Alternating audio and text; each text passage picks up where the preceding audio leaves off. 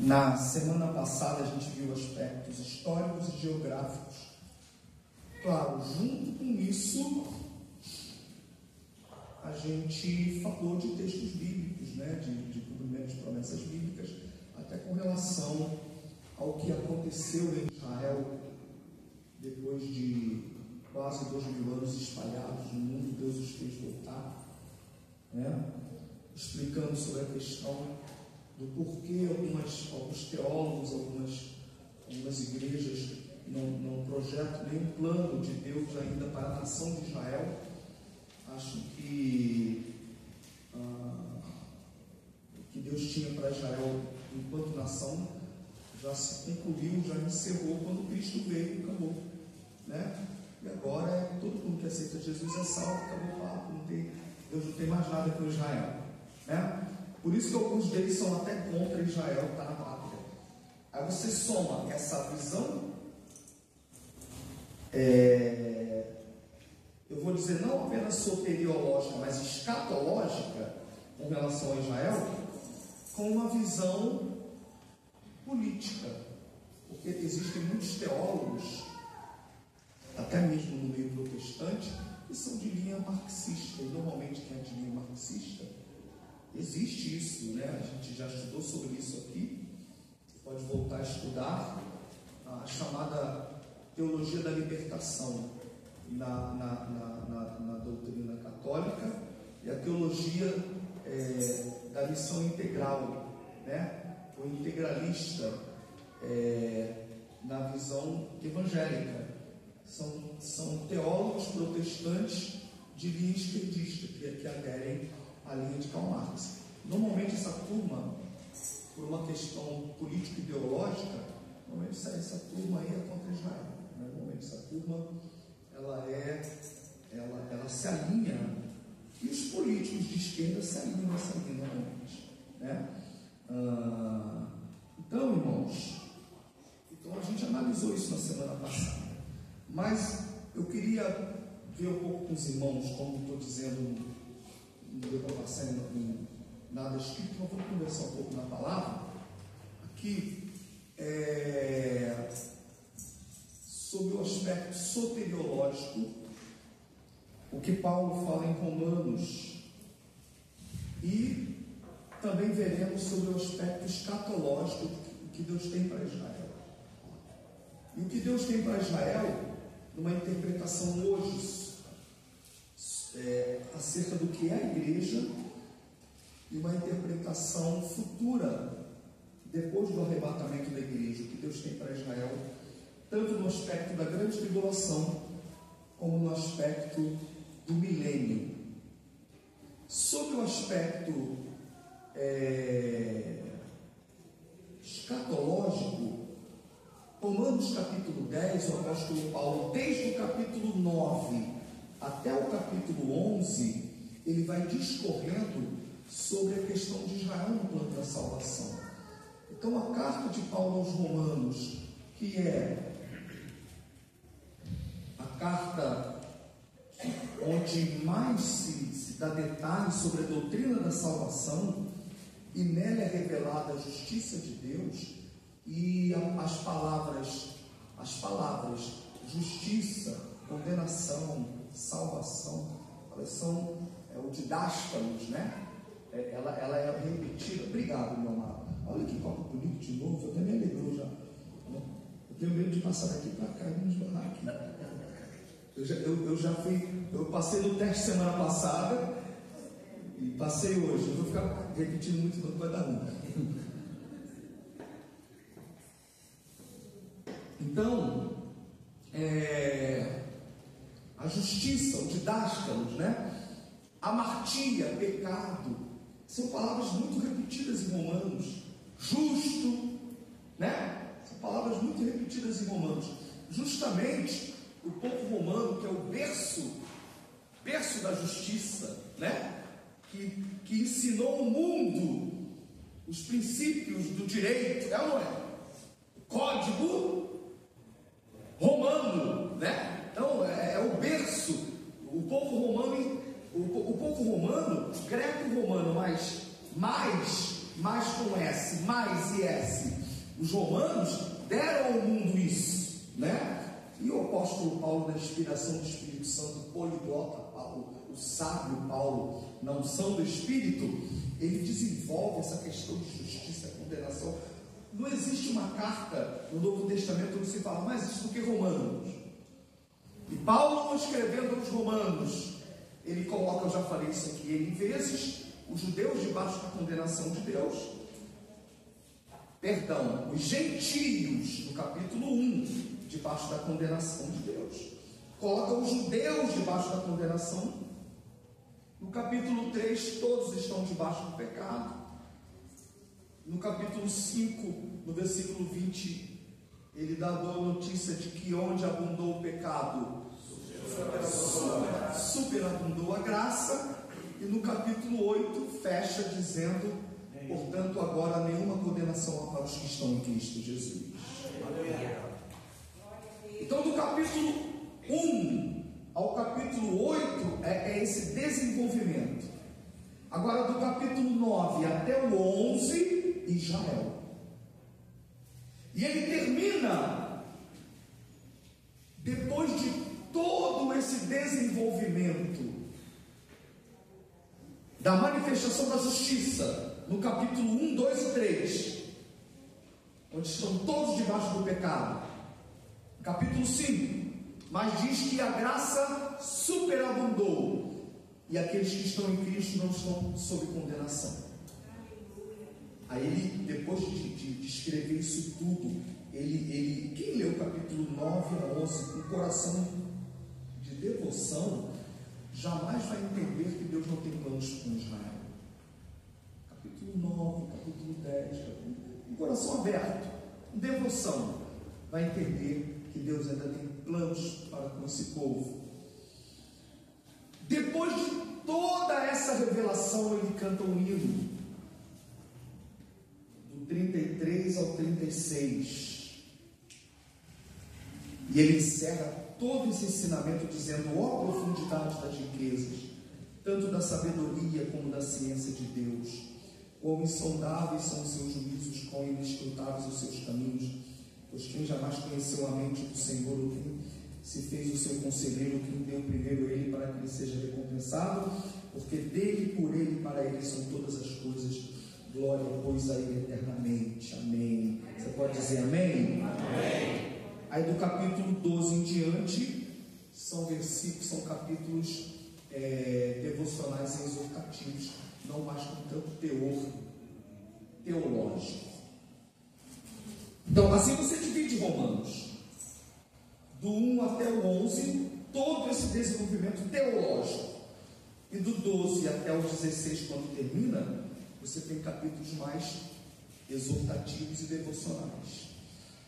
E Paulo, quando chega no capítulo 10, ele diz que no plano da salvação, a igreja é composta de judeus e gentios que se convertem em Cristo. Vamos em Romanos 10? Então, sobre o aspecto soteriológico, ele diz assim, o texto é autoexplicativo. Irmãos, o bom desejo do meu coração e a minha súplica a Deus por Israel é para a sua salvação, porque lhes dou testemunho de que tem zelo por Deus, mas não com entendimento. Porquanto, conhecendo a justiça de Deus e procurando estabelecer a sua própria, não se sujeitaram a que justiça? Interessante, né? Porquanto, não conhecendo a justiça de Deus e procurando estabelecer a sua própria, não se sujeitaram à justiça de Deus. Pois Cristo é o fim da lei para justificar a todo aquele que crê. Então observe a palavra, o que eu falei? A palavra justiça, justo, ela aparece muito em Romanos, né? Ele fala o seguinte: não conhecendo a justiça, buscam a sua própria, não é? Mas ele fala, o fim da lei é Cristo para justificar. Então, qual é a diferença de justiça para justificar? Qual é a diferença de justiça para justificação, né? Ali diz, porque o fim da lei é Cristo para a justiça de todo aquele que crê. Mas essa justiça não é a do homem, essa justiça é a de Deus. Por isso que a minha versão diz para justificar. Em cima ele diz, eles não conhecendo a justiça de Deus, procuraram qual? A sua própria. Mas por isso que ele fala, o fim da lei é Cristo para a justiça, não a do homem, mas a Deus, de todo aquele que crê. Aí fé, não são obras. Eles praticam as obras da lei, não tendo discernimento de que elas apontavam para o justo que justifica, certo? Então, amados, e quando ele fala, porque o fim da lei é Cristo, a palavra fim aí é telos, e o significado de fim ali é finalidade, propósito, para onde culminava, para onde apontava. Então, a finalidade da lei era o que? Cristo. Apontava para quem? Para quem, amados?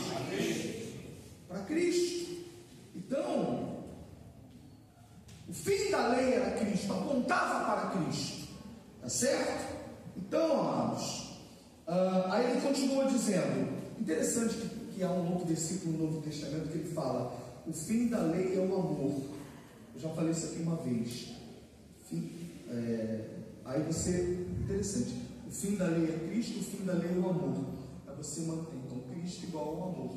Fim da lei é Cristo, fim da lei é o amor, né? Cristo igual ao amor. Não é nessa equação aí, né? Por isso que o amor é o centro e Cristo é o centro. Só pegar esses dois versículos, cortar as palavras iguais, Cristo igual a amor. Fim da lei é Cristo, fim da lei é o amor. Depois eu mando, porque eu estou vindo de casa, da rua, né? Mas já falei isso aqui uma vez. Aí, amados, aí Paulo vai dizendo,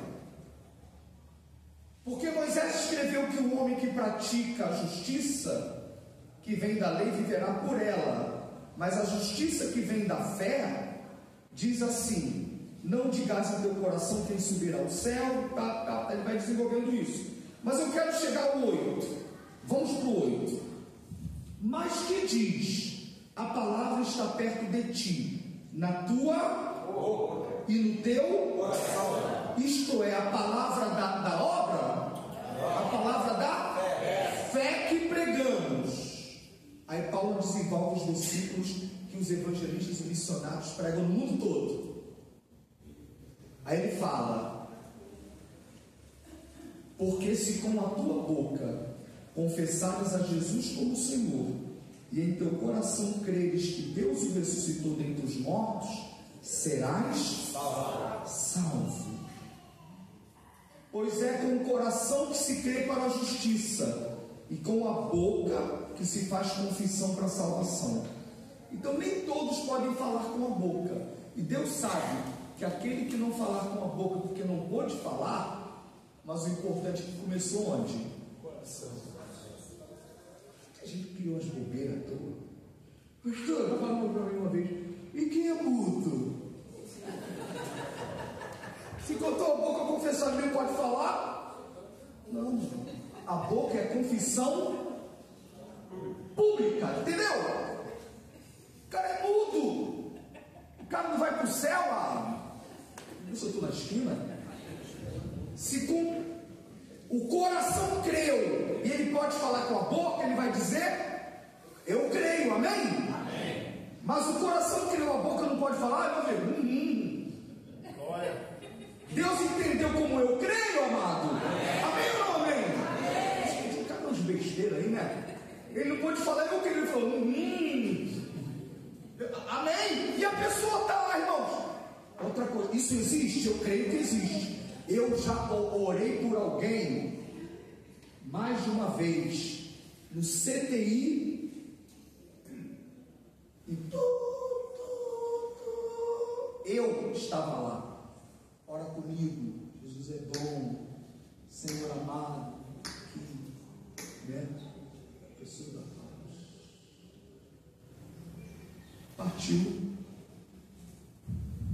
médico falou que a pessoa não estava respondendo, mas estava. Aí ele tem que tentar tirar a boca da pessoa. Vai, tenta, vai. Ela não tinha condição de falar, mas ela. Então veja a ordem: se com teu coração creres e com a tua boca. É ou não é o que o versículo está dizendo? Se em teu coração creres em Deus, que Deus ressuscitou, né? Pois com o coração se crê e com a boca se faz confissão, mas é o coração que crê, com o coração crê. Bem como é possível que a pessoa confesse com a boca, mas não creu? É possível isso? Que tenha vindo só por emoção?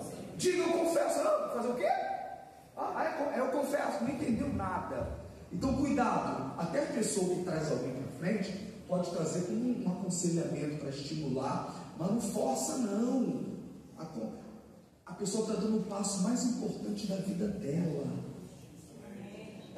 Ela tem que estar plenamente consciente do que está fazendo. Sim, eu me arrependi dos meus pecados, eu quero a Jesus. Aí ela é ajudada, tudo bem. Mas a pessoa vem, tem gente, eu já vi casos de gente que chegou a vir rindo. Não estava nem sabendo que estava aqui. Vambora.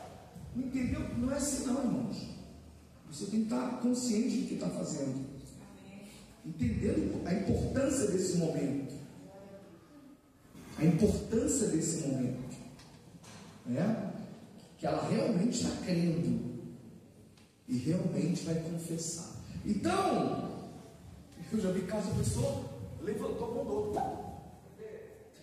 Quem que ela levantou? Não me entendam mal, é bom ir ajudar, entendeu?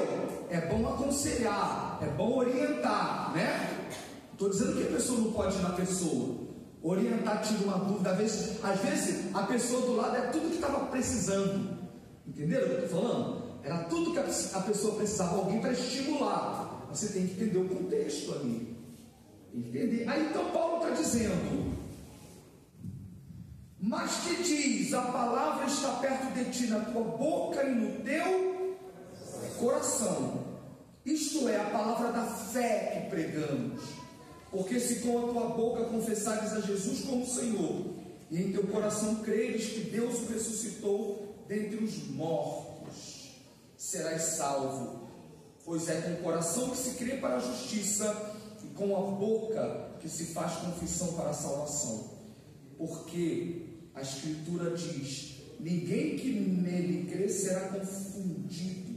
Agora pega aqui, Porquanto não há distinção entre judeu e grego, ou entre judeu e gentio. O grego aqui é no sentido de gentio. Não há distinção entre judeu e grego, porque o mesmo Senhor o é de todos, rico para com todos os que o invocam. Aí o 13 é maravilhoso, porque tem um valor soteriológico e teológico profundo sobre a natureza, inclusive divina de Cristo. Porque ele diz: porque todo aquele que invocar o nome do Senhor será salvo. Ele está se referindo ao texto do Antigo Testamento. Ele está se referindo ao texto do Antigo Testamento. Se não me falha a memória, Joel 2,32. Todo aquele, não é isso? Que invocar o nome do Senhor, não é isso? Todo aquele que invocar o nome do Senhor será salvo. Então, irmãos, quando Paulo diz: porquanto não há distinção entre judeu e gentio, porque o mesmo Senhor é para com todos, ele está dizendo: no plano da salvação hoje, tanto judeus como gentios são salvos pela confissão da fé em Jesus. A salvação hoje é para todos.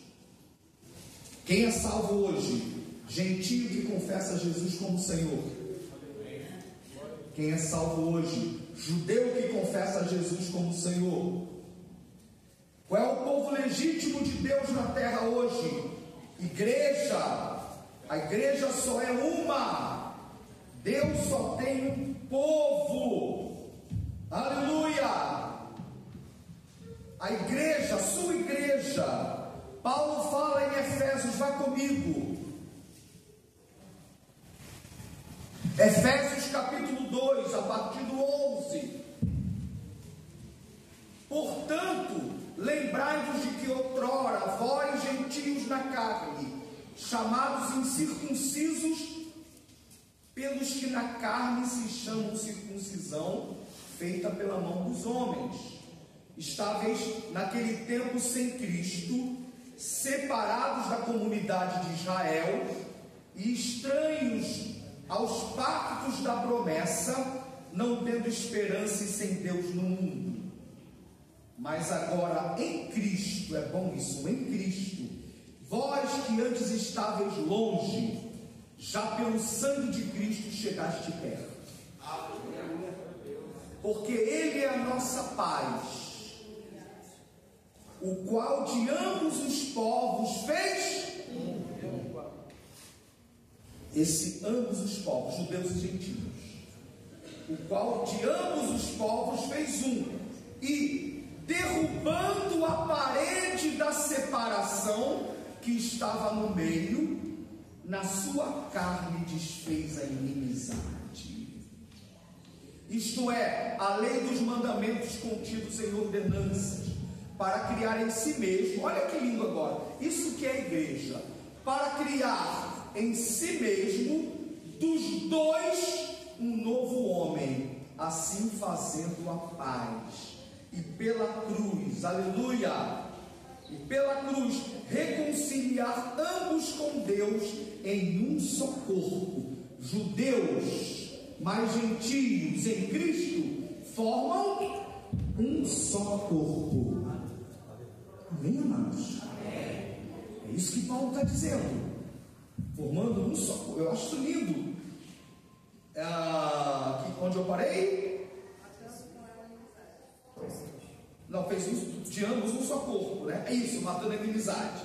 E vindo ele, evangelizou paz a vós que estáveis longe, e a paz aos que estavam perto. Porque por ele, ambos temos acesso ao Pai em o mesmo Espírito. Aí diz que nós não somos mais estrangeiros, nem forasteiros, antes somos concidadãos dos santos e membros da família de Deus. Que coisa gloriosa isso, né? Que coisa maravilhosa. Então, você comparando Romanos 10 com Efésios 2, Paulo fala que nisso, ou seja, na palavra da salvação, não foi o que a gente acabou de ler no versículo 12?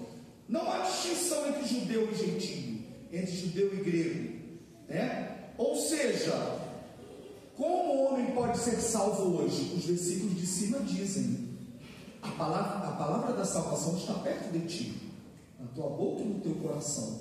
Se com a tua boca confessares a Jesus como Senhor, e em teu coração creres que Deus o ressuscitou dentre os mortos, serás salvo. Então a igreja de Cristo hoje é o povo legítimo de Deus na terra, e na terra, judeus lavados pelo sangue de Jesus. Essa é a profundidade das riquezas que Paulo fala em Efésios capítulo 3, se não me falha a memória, capítulo 3, versículo 10, é isso mesmo. Efésios 3, 5, o qual em outras gerações não foi manifestado aos filhos dos homens, como revelou agora o Espírito Santo pelos santos apóstolos e profetas, a saber, olha aí, ó, eita, que os gentios são co-herdeiros e membros do mesmo corpo e co-participantes da promessa em Cristo por meio do Evangelho, do qual fui feito ministro segundo o dom da graça. Aleluia! Ele está dizendo: Deus uniu os povos, amém? É isso que ele está dizendo, a graça aos gentios. E demonstrar a todos qual seja a dispensação do mistério, que desde o século esteve oculto em Deus que tudo criou.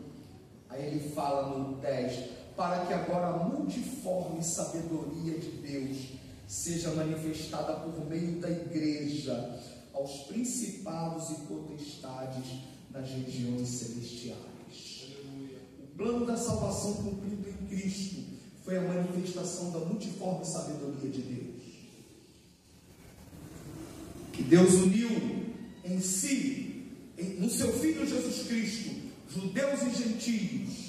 E a igreja continua sendo hoje o canal da multiforme sabedoria de Deus. E a multiforme sabedoria de Deus é revelada aos principados e potestades por meio da igreja. A igreja formada de judeus lavados pelo sangue de Jesus e gentios lavados pelo sangue de Jesus, essa igreja, ela é canal da multiforme sabedoria de Deus. E existem segredos em Deus que principados e potestades só sabem por meio da igreja. Deus revela direto do trono da graça para a igreja revela, e os principados e potestades estão conhecendo. A igreja não é qualquer povo, irmãos. Isso se revela tanto principados e potestades do bem como do mal. Hoje não falta culto. Eu não tenho dúvida de que existem anjos de Deus aqui. Eu não preciso ver para crer. Não preciso. Mostra! Não, eu já creio. E também eu não tenho dúvida que principados e potestades pelejam para que a igreja tenha derrota, para que a igreja não tenha vitória. Mas a igreja, que é canal da multiforme sabedoria de Deus, ele desfaz os laços do diabo. Ele revela a sua multiforme sabedoria por meio da igreja. Os principados do mal falam assim: não deu certo, por quê? Porque Deus revelou a igreja e deu vitória ao seu povo. Quem crê nisso? Amém. Então, irmãos, e Paulo fala, nesse plano da salvação não há distinção. Ou seja, judeu e grego que é salvo compõem a igreja. E quem é o povo de Deus hoje na terra? A igreja. A igreja. E ele fala, porque todo aquele que invocar o nome do Senhor será salvo. Deixa eu dar um adendo teológico. É bom para evangelizar PJ. Eu não vou deixar passar isso. Se com a tua, um pouquinho lá em cima diz, se com a tua boca confessares a Jesus como... Vamos lá. Se com a tua boca confessares a Jesus como Senhor. Cúrios lá. Aí no 13, porque está escrito, né? Todo aquele que invocar o nome do Senhor será salvo. Vamos concluir. Paulo está dizendo, se com a tua boca confessares a Jesus como Senhor, porque todo aquele que invocar o nome do Senhor será salvo. Em Romanos, Paulo está falando que Senhor? Em Romanos, que Senhor? Senhor Jesus. Senhor, tem dúvida? Está claro, não está? Se com tua boca confessares a Jesus como Senhor, porque todo aquele que invocar o nome do Senhor será salvo. Só que, olha que lindo, Paulo está se deportando a um texto, parece do profeta Joel, capítulo 2. Todo aquele que invocar o nome do Senhor, Allah, só que lá é Yahvé. O que Paulo está dizendo, todos que invocarem Yahvé será salvo. Em Romanos, quem invocar Jesus será salvo, porque quem invocar o nome do Senhor será salvo. Conclusão, Jesus é Yahvé. Jesus é Deus Filho, amém? Amém. Paulo está provando, Jesus é o Senhor que se invoca para ser salvo, porque quem invocar o nome do Senhor será salvo. Jesus é Deus. Amém? Jesus é Deus. Glória a Jesus. A igreja, essa é a igreja. Paulo deixa claro, igreja, judeus e gentios. Mas há um plano específico, uma aliança feita com Israel, que o Senhor ainda irá cumprir. Eu não tenho tempo de ler todo o capítulo 11, né?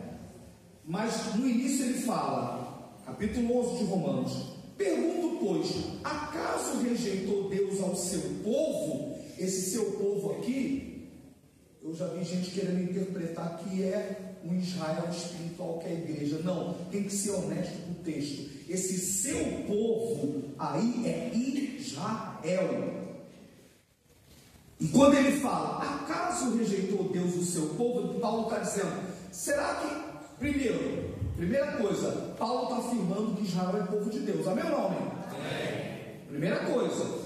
Então os teólogos aí, espertalhões, ficam dizendo que Israel não é povo. Paulo está escrevendo no Novo Testamento. A igreja já tinha sido fundada? Ele está falando sob o ponto de vista soteriológico, igreja, judeus que confessam a Jesus, gentios que confessam a Jesus, mas ao povo com quem Deus fez aliança. É isso que Paulo está dizendo. Acaso rejeitou Deus o seu povo, que é Israel? De modo nenhum. Como é que vai provar que é Israel? Porque ele fala, porque eu também sou. Acabou, é interpretação textual, não precisa nem texto no contexto. Está na cara que esse povo de Deus é Israel, é só ler. Acaso rejeitou Deus o seu povo? Não, porque eu também sou israelita. Ele dizendo, eu também faço parte desse povo, amém? Esse povo que Paulo chama de povo de Deus, que ele fala, seu povo. Então pega leve, você crente, que fica pensando muito para você para cá. Quem captou o que eu quero dizer?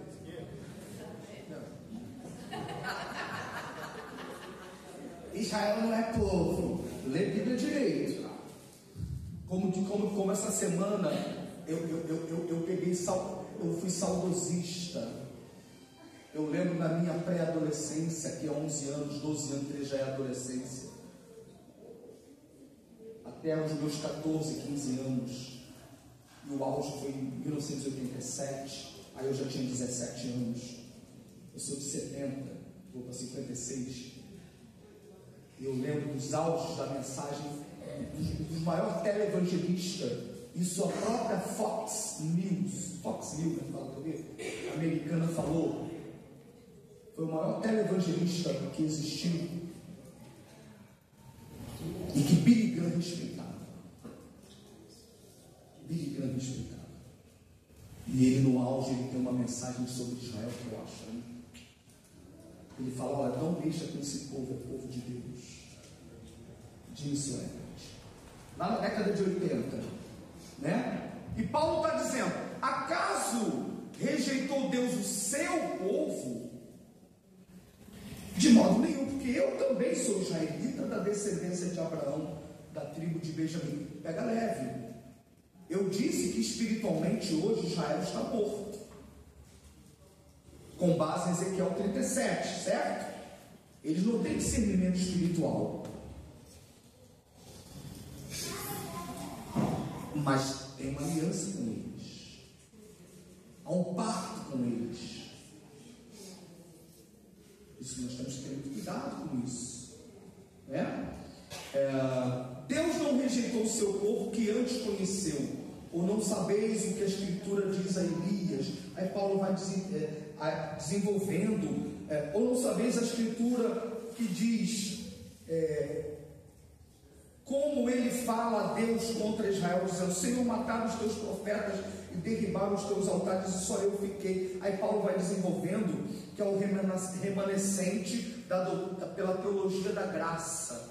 Deus guardou um remanescente pela graça. Ele vai desenvolvendo isso. Mas olha que interessante. Vamos para o 11 e o 12. Eu achei até que já ia terminar, vou ficar mais um pouquinho. 11 e 12 diz assim: logo pergunto, porventura tropeçaram? Quem tropeçaram? Está falando de quem? Israel. Paulo está perguntando, porventura tropeçaram de modo que caíssem? De maneira nenhuma. Antes, pelo seu tropeço, ou seja, pelo tropeço de Israel, veio salvação a quem? Quanto mais a sua plenitude. Segura a palavra plenitude. Plerou. Eu acho que é baseado nisso mesmo. Plerou. Mas é a vós, gentios, que falo, e portanto eu sou apóstolo dos gentios e glorifico o meu ministério. Paulo está dizendo então, o tropeço deles e a riqueza do mundo, e a diminuição, a sua diminuição e a riqueza dos gentios, quanto mais a sua plenitude. Israel, enquanto nação, está em tropeço, certo? Mas vai chegar um dia da sua plenitude. Depois da manifestação em glória, semana que vem. Vamos falar disso do milênio. Guarde duas palavras plenitudes em Romanos. Paulo está dizendo, o tropeço deles foi a nossa riqueza, até que venha, quanto mais quando chegar a plenitude. Paulo está dizendo que vai, outra coisa, não, só graça. Os sensacionistas dizem, acabou Israel, hoje é só a eleição da graça, acabou. Não, Paulo está dizendo que tem um remanescente na época dele, que estava pela graça, não é isso? Está lá. Mas vai chegar o tempo da plenitude deles. Deu para entender? Paulo está dizendo, não acabou para Israel. Aleluia. Aleluia. E ele está dizendo, Deus tem uns remanescentes quanto a graça. E se o tropeço dele foi a nossa riqueza, quanto mais a sua plenitude. Paulo está dizendo, vai ter um dia que Israel vai ter como plenitude. Leia em casa Isaías 2, que vai se cumprir no milênio. Oh, glória a Deus! O monte do Senhor, que virão nações todas para adorar em Jerusalém. Não é isso? Que lindo vai ser! Aquilo é um capítulo do milênio. Aquilo ali, sabe o que se chama? Plerou de Israel. Plenitude de Israel. Quando eles estiverem em plenitude. Mas sabe quando vai chegar isso? Dentro de um contexto de outra plenitude. Vai para mim, comigo, por favor. Versículo 25. Já encerrando. Porque não quero, irmãos, que ignoreis este mistério. Repita comigo, mistério. Para que não presumais de vós mesmos que o endurecimento veio em parte sobre Israel, até que a plenitude, repita comigo, plenitude dos gentios haja entrado. Vocês estão entendendo o que eu estou dizendo? No versículo, deixa eu ver aqui, 12, no versículo 12, a plenitude é de quem? De Israel. No versículo 25, a plenitude de quem? Com o tropeço de Israel, é o ministério da graça superabundante. É o tropeço deles. Quanto mais quando chegar a plenitude deles. Mas quando vai chegar a plenitude deles? Quando se completar a plenitude dos gentios. Deu para entender duas plenitudes ali? Plenitude dos judeus, plenitude dos gentios. Vou reler os dois versículos. Ora, se o tropeço deles é a riqueza do mundo, e a sua diminuição a riqueza dos gentios, quanto mais a sua plenitude.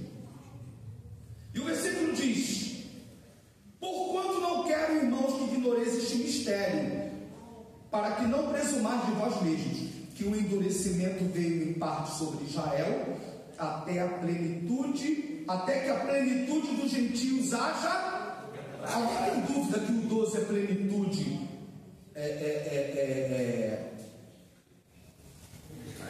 De Israel, e 25 é dos judeus. Ó. Se o tropeço deles é a riqueza do mundo, tropeço de quem? O tropeço de quem? O tropeço dele fez o quê? Riqueza de quem? E a plenitude aqui é de quem? Hã? Não, lê o 12, meu irmão. Se o tropeço deles, Israel, é riqueza do mundo, a sua diminuição, a riqueza dos gentios, quanto mais a sua plenitude. Amém? Aí ele diz assim, porque não quero, irmãos, que ignoreis este mistério, para que não presumais de vós mesmos, que o endurecimento veio em parte sobre Israel, até que a plenitude dos gentios haja entrado, e assim todo Israel será salvo. Como está escrito, virá de Sião o libertador, e desviará de Jacó as suas impiedades, e este será o meu pacto com eles, quando eu tirar os seus pecados. Aí, vamos a Mateus, vá comigo a Mateus, capítulo 23.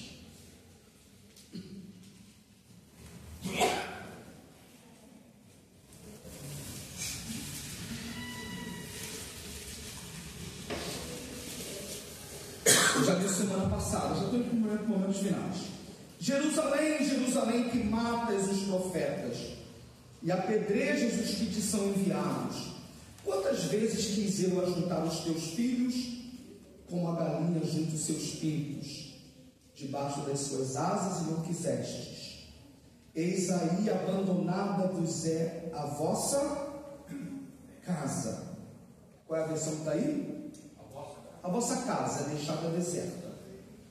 Pois eu vos declaro que desde agora de modo nenhum me vereis, até que digais o quê? Então Jesus, eu já falei semana passada, Jesus está lamentando sobre Jerusalém, que rejeitava os profetas e rejeitou o Messias. Quantas vezes eu quis ajuntar os teus filhos, Jerusalém, como a galinha junta os seus pintos debaixo das suas asas, e não quisestes. Ou seja, é o que diz João, veio para o que era seu. Quem é o seu ali? Tem que ter medo de dizer isso, irmão? O que o texto está dizendo? Veio para o que era seu. E o que os seus fizeram? Mas a todos quantos o receberam, deu-lhes o serem feitos. O que é que Jesus está dizendo? Vocês me rejeitaram. Aí Jesus profetiza: eis aí vos é abandonada a vossa casa. Jesus está profetizando: vocês vão ser espalhados pelo mundo. Isso se cumpriu quando o general Tito invadiu Jerusalém e dispersou. A história confirma isso. Dispersou os judeus. Aí, para o sensacionista, o teólogo sensacionista, dispersou, acabou a salvação pela graça, não tem mais nada. Só que Jesus promete: pois eu vos declaro, desde agora de modo nenhum me vereis. Ele está falando aqui diretamente para quem? Como é que eu posso ter certeza disso? Que o sensacionista quase que não sai, diz que não. O versículo 23 diz que ele está falando para quem? Sim, Jerusalém, Jerusalém, amém? Não é uma relação do Messias com Israel, é ou não é? Irmão, tem dúvida disso? Não. Jerusalém, Jerusalém, que mata os profetas e apedreja aqueles que te são enviados. Quantas vezes eu quis ajuntar os teus filhos, como a galinha junta os seus pintos? Ó Jerusalém, Jesus lamentando sobre ele, assim como os profetas foram rejeitados.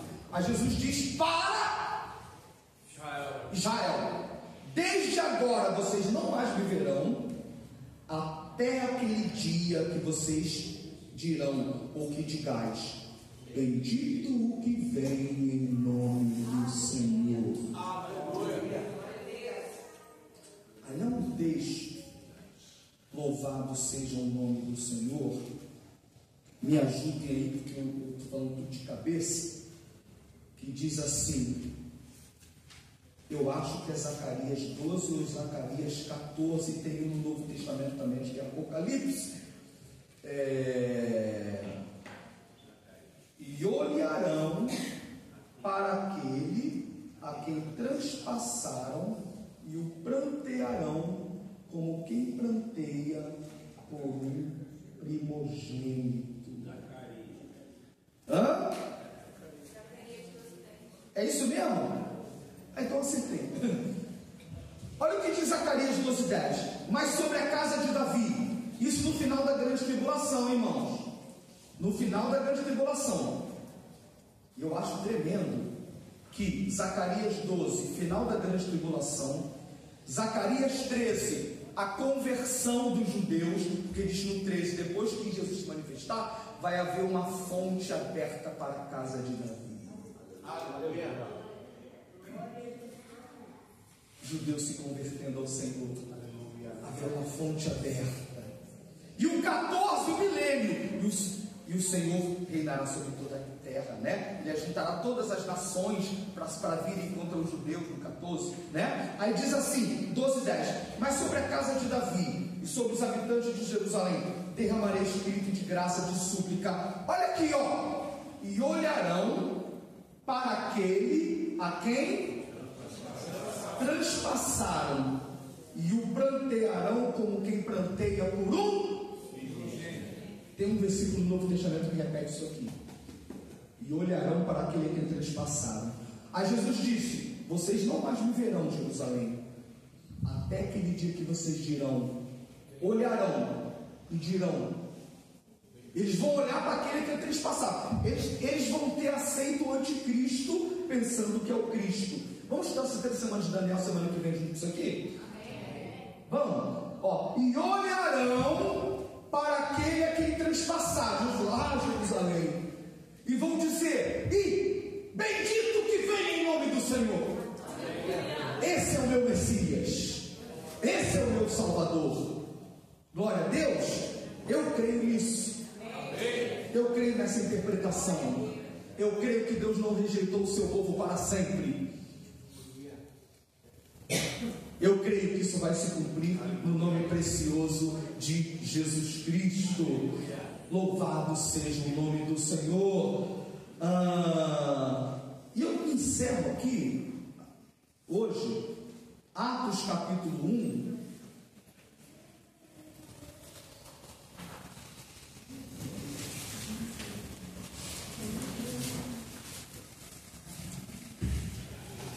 A partir do versículo 4, Atos, quem pode ler? Atos 1, do 4 ao 8, por favor. E estando com eles, determinou-lhes que não se ausentassem de Jerusalém, mas que esperassem a promessa do Pai, que disse ele: de mim ouviste, porque na verdade João batizou com água, mas vós sereis batizados com o Espírito Santo. Não muito depois desses dias. Aqueles, pois, que se haviam reunido, perguntaram-lhe, dizendo: Senhor, restaurarás tu neste tempo o reino a Israel? E ele disse-lhes: não vos pertence saber os tempos ou das estações que o Pai estabeleceu, pelo seu próprio poder, mas recebereis a virtude do Espírito Santo, que há de vir sobre vós, e sereis testemunhas, tanto em Jerusalém como em toda a Judéia e Samaria, e até aos confins da terra. A expectativa dos apóstolos, pensando que com a ressurreição de Cristo, ele já iria estabelecer o seu reino messiânico. E eles perguntaram, Jesus falou: ficar em Jerusalém até que do alto vocês sejam revestidos de poder. Porque João batizou com água, mas vocês serão batizados com o Espírito Santo dentro de poucos dias. E os que se haviam reunidos perguntaram para Jesus: Senhor, é nesse tempo que o Senhor vai restaurar o reino em Israel? Jesus poderia dizer: vocês não entenderam a Escritura, não tem mais reino, o meu reino é só o reino subjetivo. A interpretação correta é a milenista, o reino, ou como eles chamam a si mesmos, os teólogos amilenistas chamam a si mesmos de milenista, palavra bonitinha, subjetivista. O que significa milenista subjetivista? Já tem um reino, o reino é só aqui e acabou. Jesus não vai vir como Messias de Israel. Jesus teve uma grande oportunidade de dizer, mas ele não disse isso. Ele só disse o seguinte: a vocês não competem saber o tempo ou as épocas que o Pai reservou para a sua própria autoridade. Jesus está dizendo o seguinte: o que tiver que se cumprir na hora certa vai se cumprir. O que importa para vocês agora é o quê? Mas recebereis poder ao descer sobre vós o Espírito Santo. Em outras palavras, o que importa para nós, primeiro, é eu dou estudo nisso aqui, não é querendo judaizar vocês, não. Nós não temos que judaizar a igreja. Igreja é igreja, amém? Eu dou esse estudo aqui porque eu sei que está tendo uma massificação de uma corrente teológica que não é nova e antiga, para se juntar e se alinhar a povos antes de Israel, do direito da sua terra, e se alinhar à interpretação pró-Ramais, entendeu? E dizer que Israel não tem direito a nada, para dizer que, opa, pega leve com esse povo, tem uma promessa para eles. E o propósito é esse, e a promessa vai se cumprir. Glória a Deus. Abençoarei os que te abençoarem, e amaldiçoarei os que te amaldiçoarem. Certo? Agora, do ponto de vista prático para a igreja, o que nós não podemos abrir mão primeiro é crer que esse povo tem aliança. Isso tem que ser ensinado. Mas para nós, na prática, enquanto povo, recebereis poder ao descer sobre vós o Espírito Santo. Nós temos que implorar pelo poder do Espírito Santo. Batismo com o Espírito Santo, com evidência de falar em outras línguas. Para quê? De ser-me-eis testemunhas, tanto em concomitante, tanto em Jerusalém, como em toda a Judéia e Samaria, até os confins da terra.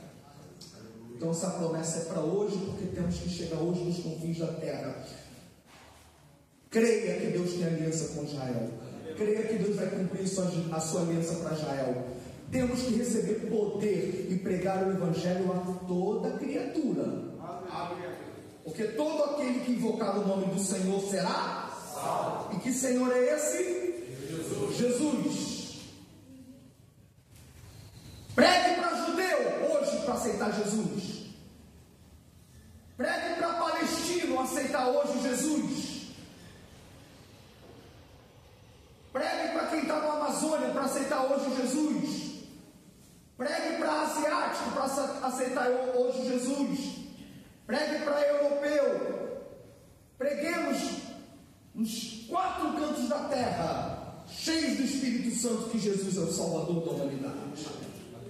Este é o propósito da igreja. Aleluia! Mas o plano de Deus com Israel vai se cumprir. Hoje Israel está no que diz, de acordo com o que diz Ezequiel, capítulo 37, a primeira parte da profecia foi se cumprida.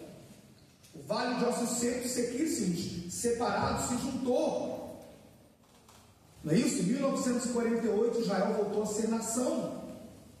A primeira parte da profecia se cumpriu, mas ainda falta a segunda parte. Eles retornaram, mas ainda não há vida espiritual sobre eles. Então, quem disser para você, como pode um pastor, um evangélico, defender Israel, se eles apoiam, por exemplo, marcha gay, se eles dizem que Jesus é um bastardo, você vai dizer: ei, Deus não refuta suas alianças, eles estão mortos hoje. Eles não têm discernimento espiritual. O povo de Deus santo hoje é quem? A igreja. Então não cobre de Israel o que eles nem são hoje. Eles só se juntaram. A primeira parte se cumpriu. E essa coisa de coisas profanas que Israel fez não é de hoje não. Esse Israel hoje, como nação, é uma nação democrática, mas espiritualmente é um povo morto, irmãos. É fato. É um povo morto espiritualmente.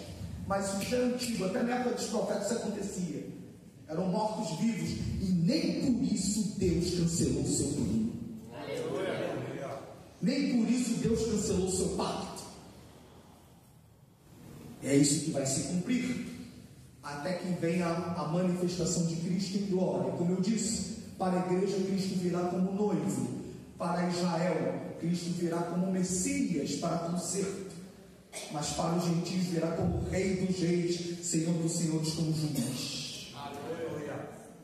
E quando Cristo se manifestar, diz Zacarias 12, e eu vi aqui Apocalipse 1, né? olharão para aquele a quem transpassaram e o prantearão como quem pranteia pelo primogênito. Ou seja, é isso que eu queria trazer hoje, sobre o aspecto soteriológico. A igreja é o plano de Deus. Nisso não há judeu, não há grego. Preguemos a mensagem da salvação para todos. Mas sob o ponto de vista messiânico e escatológico, há uma promessa, uma aliança feita com Israel. E Deus vai cumprir a promessa com esse povo.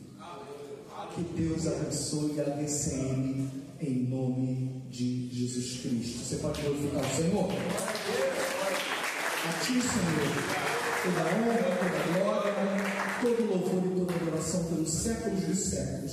Que possamos, ó Pai, estar fiéis, humildes à Tua palavra, ao cumprimento das Tuas promessas, Senhor. E possamos, como igreja, pregar o Evangelho de Cristo a toda criatura, a todos os homens, para que eles se convertam, Senhor. E possamos, Deus amados, ter o temor, devido temor à Tua palavra, que o plano de Deus para a Tua nação de Israel vai se cumprir e continua sendo o relógio escatológico do planeta, Senhor, do mundo, Senhor. E a Tua palavra vai se cumprir, como o próprio Senhor disse: passarão os céus e a terra, mas as Tuas palavras jamais passarão. E nós cremos nessa palavra em nome de Jesus. Deus abençoe a amada igreja. Vamos ficar de pé e vamos entoar um cântico de louvor ao nome do Senhor.